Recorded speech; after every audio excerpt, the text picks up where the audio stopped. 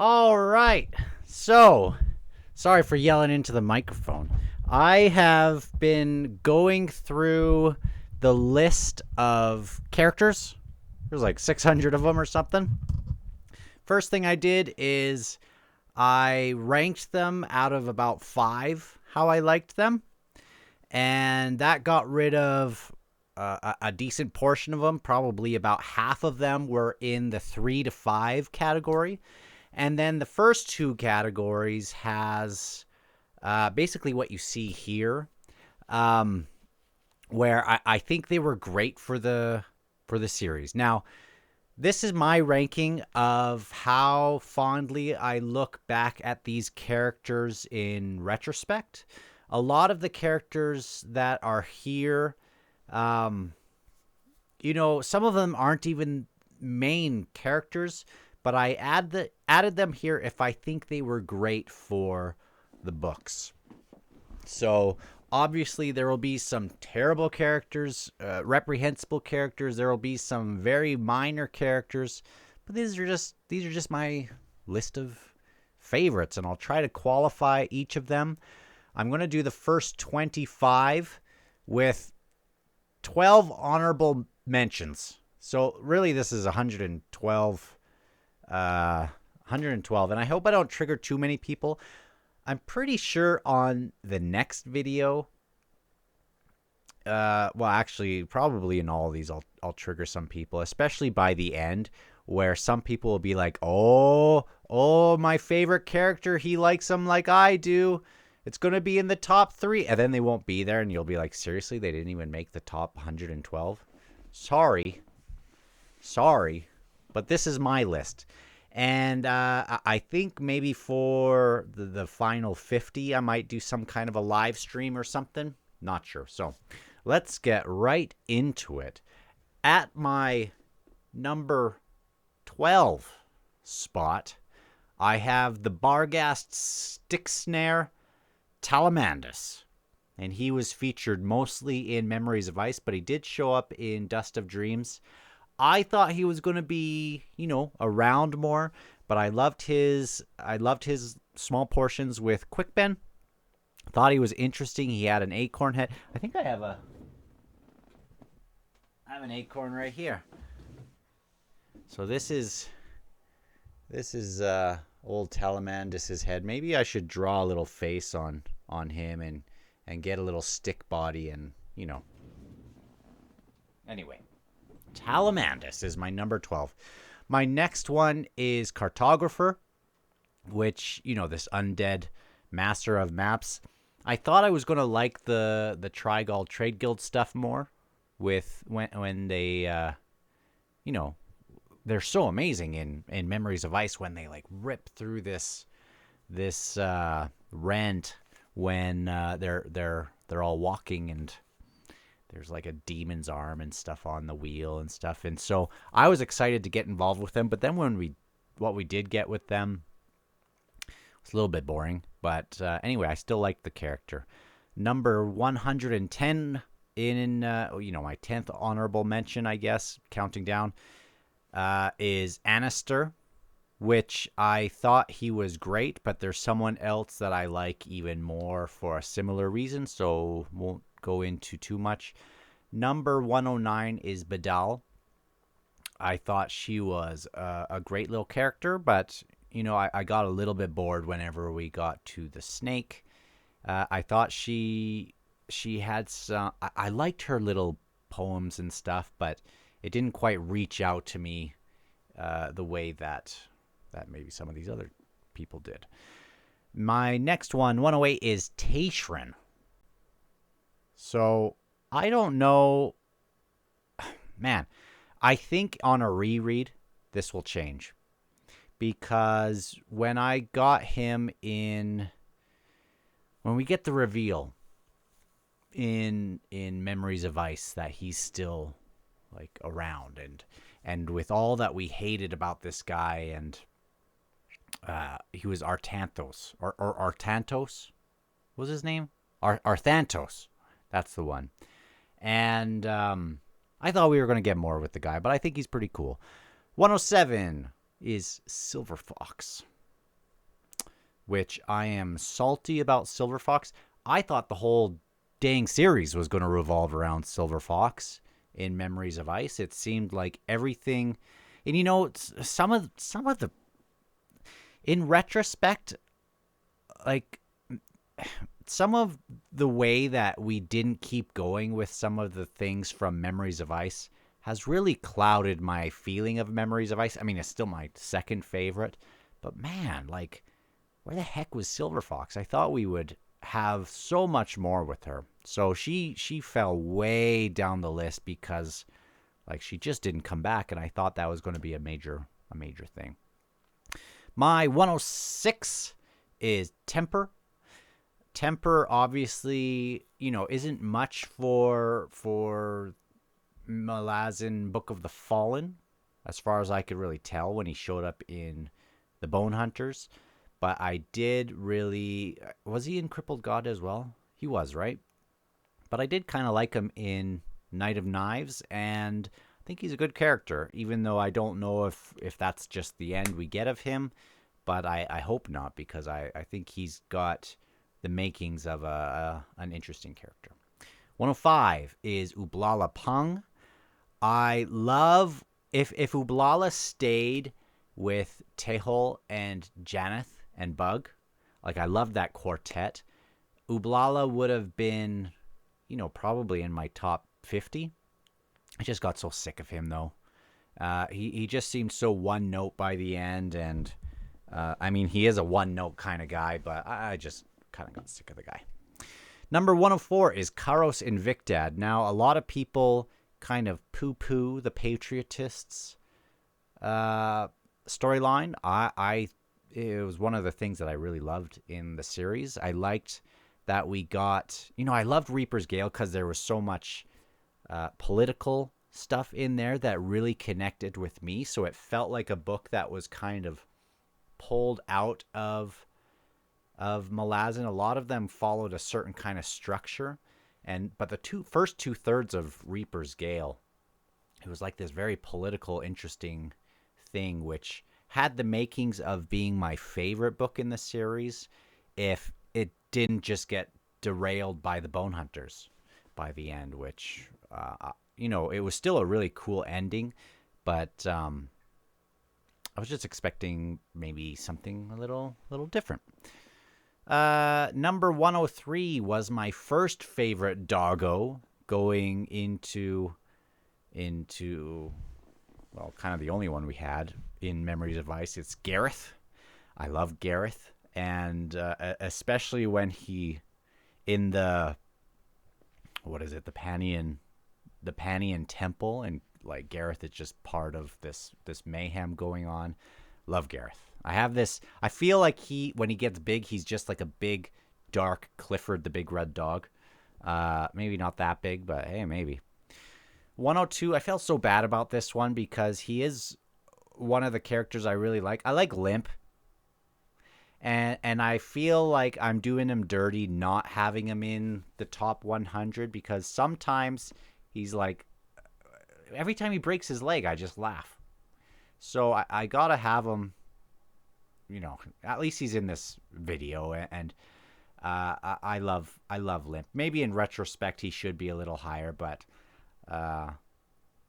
whatever. I've looked at this list long enough, and I've changed things so many times that if I did this list tomorrow, he'd probably be like way up there, but yeah. 101, just missing out in the top 100, which I think people will find surprising because every time he was in a scene, I just would give him all the praise for just being an interesting character, and it's Munug. I loved Munug in The Crippled God, in Memories of Ice when he first kind of gets, when we are introduced to the Crippled God. I think he's amazing, and I think he has a very awesome end. I think he's a tragic, just pitiful figure, but I still really like him, and that just shows the strength of what I feel for the top 100 characters. So now let's get into the top 100.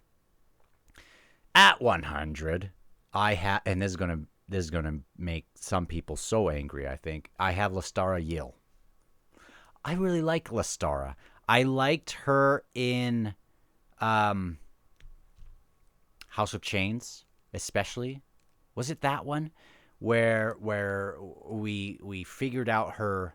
I love the stuff with her background and the whole shadow dance thing and how she was kind of taken in and very, very, very cool. I think on a reread, she will bump up the list. It's just as soon as she got connected with Tavor, I found her so much less interesting as pre Tavor, even though I love Tavor. And she will be on the list much later, not in this video. Number 99 is the Mhybe, or the Mhybe, the Rivi mother to Silverfox. I think she represents a lot of, she's a great thematic representation of much of what goes on in Memories of Ice and elsewhere in the series. I wasn't totally gripped by her storyline as much as a lot of these other ones, but I definitely felt for this person who lost her. She lost her childhood literally, and just wild, those dreams she had and things. Just great. Number 98 is I have the first sword of the Malazan Empire of Dassem Ultor. And I think what we get of him, especially later when he shows up in I loved him in Knight of Knives. We have a little bit of that, but I loved him in Toll the Hounds. I think it was a very cool introduction to him. Now, 97, I have Kilava, who I thought I was going to really enjoy more. Near the end, I love Onrak, so the whole thing with Onrak and Kilava I did like, but I maybe just didn't feel like I got enough of what I was looking for with that character. But she's still on the list. Number 96 is I can't believe I have this at 96, but I love this guy, and it's Squint. And I guess it's mainly because he just has one. He's such a amazing focal point to look at for that moment at the end of Deadhouse Gates, and it stuck with me for several books. And then again when he speaks to Apsalar, I think in the Bone Hunters, I love that little conversation they have. It's just a little short thing, but they both have this, they both have this burden upon them that other people don't see. They're kind of putting it on themselves, and they both know about the other person and are kind of pretending like they don't. But I just love that. I love that part. And really, really, he should be probably bumped way up, like in the top 30s or something. But I'm not going to. I've looked at this list, and I've put him there, and I think I'm okay with that. Number 95 is Bent. That doggo, who I didn't pay a lot of attention to Bent throughout the books. But certainly what we get at the end of the series, I just love Bent. Number 96, I have Seren Pedac. Loved Seren in Midnight Tides. It took me a while to get on board with the character. I found her a little bit dull. But then when I started to connect with her, I did more and more. And Reaper's Gale, as you know how much I loved Troll, as that connection was made, it drew my eyes more to Seren, and just great. As far as in the last two books, the stuff with Seren I didn't really care for, so I couldn't really put her further. As at number 92 and 93, I'm going to put Hanavat and Gall. Or, Gall was there from Deadhouse Gates, the Condrel Burn tier war leader, and I think in the Bone Hunters as well. And Hanavat is his spouse, and I love their interactions in the last couple books. I think is great. And I love his like he's literally trying to fight off things while holding in his entrails and stuff. Like, wow, holy smokes. Number 91, I have Bidithal. Now, I don't like Bidithal, but I think he's a great character for others to bounce off of, and he's obviously reprehensible. I should also mention, one of the things that I love about the ending of the series is this idea of those stones that the Tistandi held. Sorry, this is just coming to mind, not because of Bidithal. But I think, like, that's been on my mind since leaving. And I think as I'm going through, I ought to hand out a few black stones to a couple of these. I assumed they were black, but I think I should hand out a couple stones to these guys who I've already had. I'm going to hand a stone, just looking through. I'm going to give a stone to Squint first. And that means even though they're just kind of further on the list, these are ones that I just feel for, and I'll just remember kind of forever for their little spot that they have. Even though you will say, well, why aren't they further on the list? Shouldn't the top 10 just get the stones? Well, I'm not about to give a stone to like some evil nightmare that I thought was a great character. So hopefully you understand that. So I'll give a stone to Squint there. Next, at number 90, we have Tanal Yathvanar, who I really loved as a character. The Reaper's Gale starts with him, so I thought it was going to get a little further.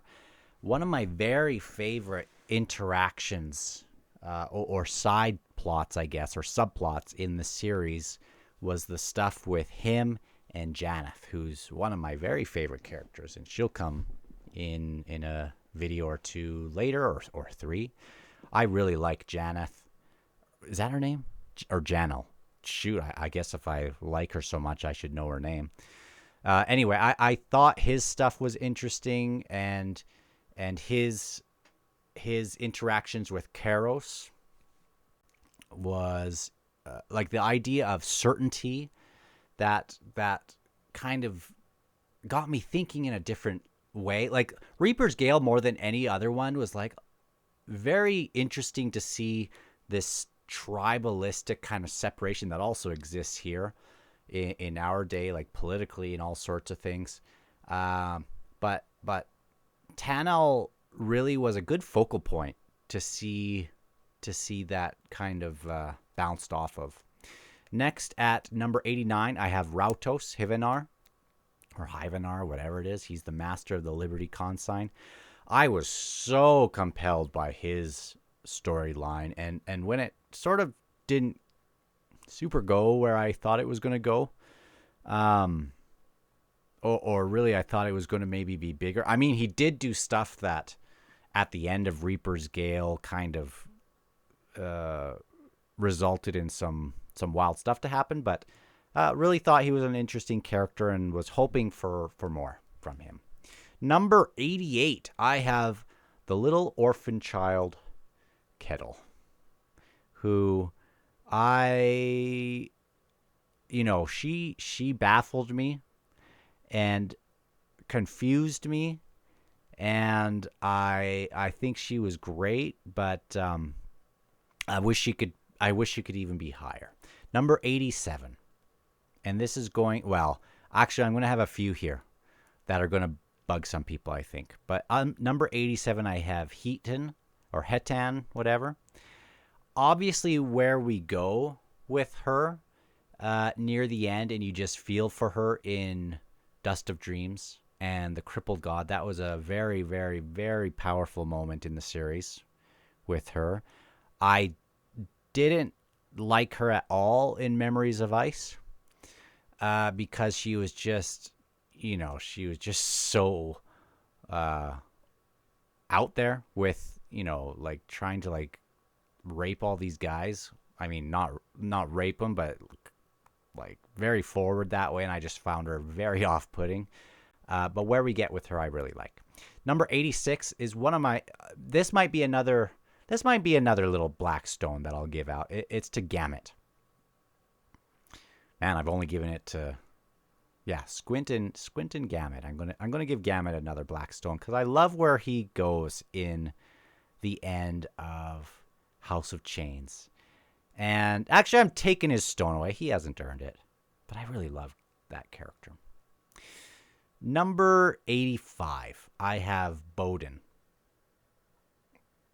I loved the story with. I loved that plot with the three of them: Baudin, Haborik, and Felicen, the younger. I thought all three of them were interesting, and when we get Baudin as being the Knight of Death by the end? I thought we were going to get more with him, like the Knight of Death showing up and doing amazing other things. So that's why I couldn't have him further up, but love the character. Number 84, I suspect she might bump up in the reread of Gardens of the Moon. That is the adjunct Lorn. I still wasn't quite connecting with the series in kind of the emotional way where you just love characters yet until kind of Deadhouse Gates, even though I liked the plot. I think going back in and considering how I feel about Tavor as the adjunct that came after Lorn, I'm curious to see kind of what Lorn is like again and how that all goes. So I have her at 84, and I considering how much I love a lot of these characters, I think that's not too bad. 83, I have Crone, the Great Raven, who I really started to love in Memories of Ice with her feeling towards the Mhybe. I think she was like the first one that really kind of tried to reach out, and at the end of the Crippled God, like her scene there, like I still like, that was wild. That was crazy. And I can't wait to get back to maybe that part. Like the last part of Crippled God was great, and that was a cool scene. 82, I have Draconus. His stuff in Memories of Ice, his introduction is obviously cool because I love that prologue. That prologue of Memories of Ice has got to be like a top 5 or 10 chapter for me, even though it's not a chapter, it's a prologue, but it's got to be a top 10 for me, and he was a big part of that. I loved that scene. Obviously, his stuff in Toll the Hounds, I loved. Crippled God, I not as much, but yeah, great character.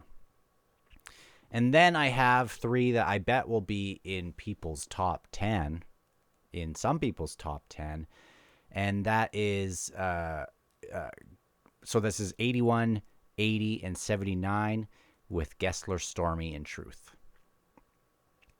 With Truth being the one that I like the most out of those 3. Very cool characters. On a reread, I could see myself putting them maybe in the top 20.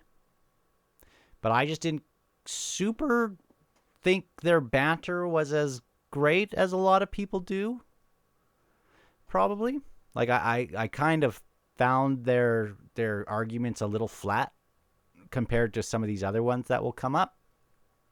And I love what Truth did, and there's something about his name, Truth, and what he did in Egatan, which I just kind of connect with in a different way. I love that he did that.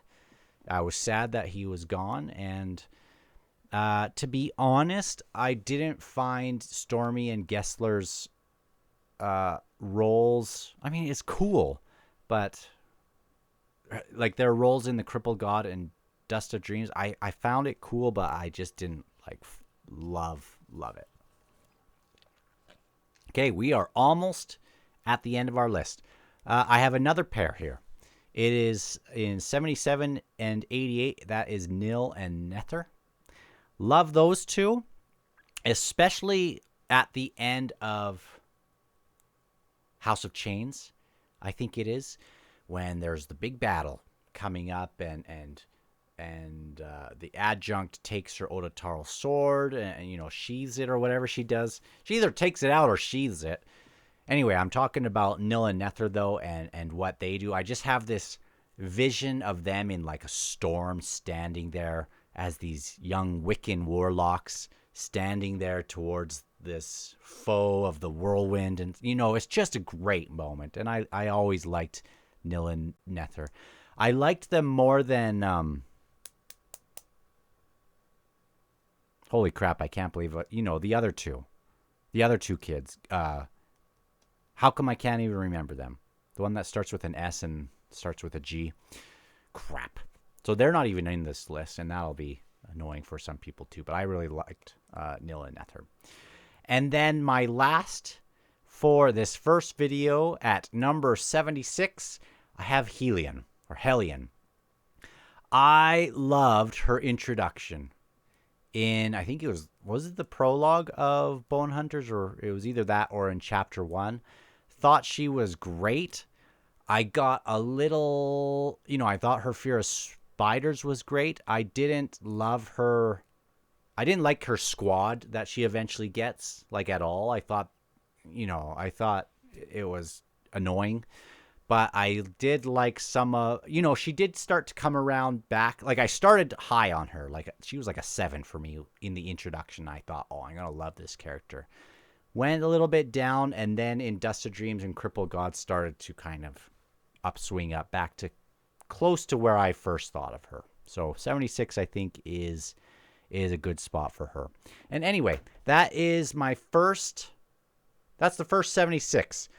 Let me know who is absolutely not worthy of even being in the top 112 that I have put here, and also the ones that definitely need to be up higher, and where you would rank them. And I will get to the next 25. I don't know in what respect, or a video like this, if this was fine, or if I'll do it in some kind of live stream so we can talk and have people very annoyed with me. But just looking through this next one, I can't believe, almost all of these could you could put a case for them being in the top 50, if not further on. Ooh, one of them especially is going to be really upsetting for some people. Anyway, talk to you soon on the next one.